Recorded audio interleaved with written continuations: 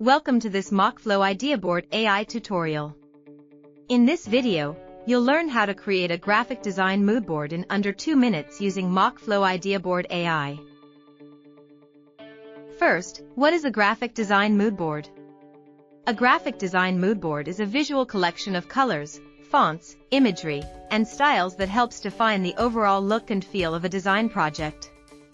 Let's see how easy it is to create one. Inside the MockFlow IdeaBoard editor, click IdeaBoard AI and choose Moodboard.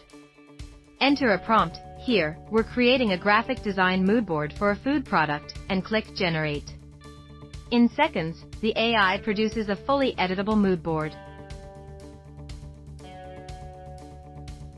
You can easily customize the generated moodboard to align with your design vision and collaborate with your team in real time to refine ideas together.